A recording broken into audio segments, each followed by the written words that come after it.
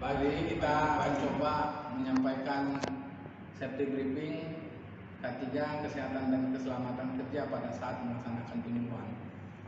Kita berada di gedung kantor Inspektorat Kabupaten Asahan yang terdiri dari beberapa bagian. Salah satunya nanti kita akan jelaskan.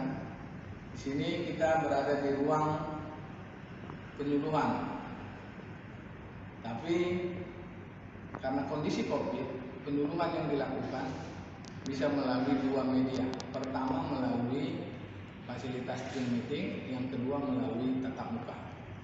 Terhadap pelaksanaan kedua penyuluhan ini, ada aturan-aturan tertentu yang harus kami sampaikan dalam pelaksanaan safety briefing K3 Kesehatan dan Keselamatan Kerja. Apabila nanti penyuluhan dilakukan dengan menggunakan fasilitas Zoom meeting, ada beberapa hal yang harus diperhatikan dan kami sampaikan. Yang pertama, pastikan dulu kondisi keamanan setempat memang sudah baik, terutama soal perapian dan perlistrikan. Pastikan kompor di dapur maupun listrik yang sedang kita pakai yang dapat memicu korslet atau kebakaran sudah tidak ada lagi gangguan, artian sudah mematuhi kondisi setempat. Baik itu nanti Bapak Ibu mengikutinya di kantor, di rumah maupun di tempat-tempat lain dengan kondisi yang aman. Yang kedua, keamanan perangkat yang digunakan. Seringkali memang pada saat pelaksanaan Zoom meeting hal ini bisa menjadi kendala. Untuk hal itu kami ingatkan, pastikan Bapak Ibu menggunakan perangkat yang memiliki daya yang baik dan cukup. Apabila terjadi masalah pada perangkat yang digunakan tiba-tiba hang, pastikan punya alternatif cadangan, bisa menggunakan smartphone yang sudah diwasdal Zoom. Perangkat yang kita gunakan adalah platform Zoom Virtual Meeting. Kemudian apabila WiFi bermasalah, pastikan bisa menggunakan tethering hotspot yang ada di smartphone masing-masing. Yang ketiga, terhadap jaminan jaringan internet, pastikan aman. Apabila menggunakan internet, pastikan juga menggunakan jaringan internet yang aman. Apabila menggunakan jaringan publik, pastikan tidak mengalami kondisi jaringan tidak stabil.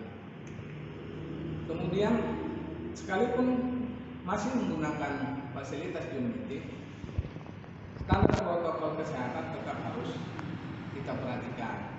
Pastikan saat mengikuti acara menggunakan masker, memakai hand sanitizer, serta senantiasa menjaga jarak atau social distancing. Terhadap semua tahapan-tahapan tadi kita awali dan kita sertai dengan berdoa demi kelancaran tugas. Itulah safety briefing untuk pelaksanaan yang menggunakan Zoom meeting. Apabila menggunakan tatap muka, biasanya kita akan gunakan ruangan ini.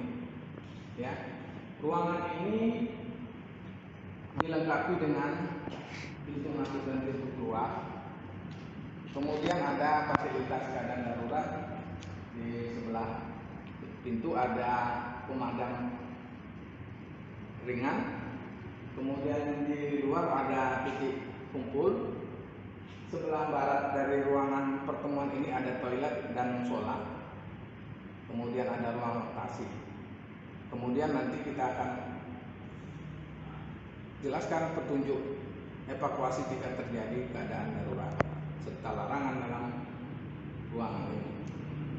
Ya, kita mulai. Yang pertama, kapasitas ruangan pertemuan ini seharusnya bisa dimuat 50 orang, tapi karena mengikuti protokol kesehatan, kita hanya bisa maksimalkan untuk 40 orang. Ya, ruangan ini terdiri dari beberapa 10 ventilasi, ada jendela, ada AC, ada house fan, dan penerangan yang cukup, serta ada layar difokus dan difokus serta disertai dengan sound system yang lengkap. Kamar mandi, toilet sudah kita jelaskan ada, terpisah yang laki-laki atau pria perempuannya. Kemudian bagi ibu yang menyusui tersedia ruang laktasi. Untuk makan minum itu kita sediakan di lantai 2 beserta ruang istirahat. Apabila terjadi keadaan darurat, silakan keluar melalui pintu kedua ya, dengan prosedur sebagai berikut. Yang pertama, apabila terjadi keadaan darurat baik itu kebakaran ataupun gempa bumi, mohon kita harap tenang dan jangan panik. Segeralah keluar melalui pintu terdekat yang sebelah kita ini, pintu keluar. Kemudian apabila terjadi gempa bumi, ya, lindungi kepala Anda dengan merapatkan kedua kepala. Gunakan benda yang bisa ada di sekitar kita yang mampu melindungi kepala kita. Kemudian apabila ruangan ini terjadi kebakaran dan dipenuhi asap, maka bergeraklah dengan cara merangkak, ya, karena posisi ini akan memudahkan kita untuk bernapas. Tenang saja karena petugas akan berusaha memadamkan api.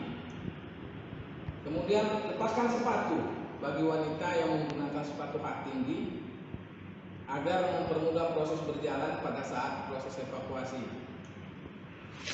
Berikutnya, apabila ada ibu yang hamil atau lansia atau difabel, ya tolong nanti pada saat evakuasi kita prioritaskan mereka.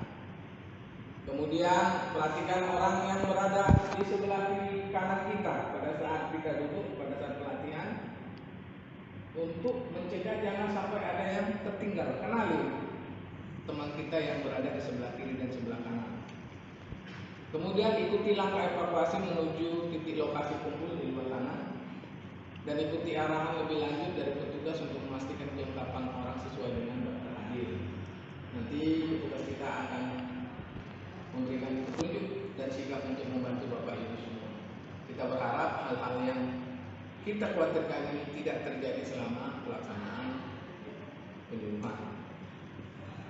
Kemudian kami sampaikan juga kepada Bapak Ibu semua peserta penyuluhan nantinya, di dalam ruangan ini dilarang merokok karena ada ruangan merokok yang telah kita sediakan di parkiran. Kemudian dilarang memindahkan peralatan penanggulangan keadaan darurat yang sudah kita tempatkan di posisinya. Kemudian dilarang membawa senjata api dan senjata tajam. Kemudian mohon untuk tidak mengambil gambar tanpa persetujuan panitia atau pengelola. Inilah hal-hal yang kami sampaikan. Semoga bisa menjadi pemikiran dan pemahaman dari Bapak Ibu semua. Demikianlah petunjuk keselamatan pada keadaan darurat yang berlaku di gedung kantor ini. Terima kasih.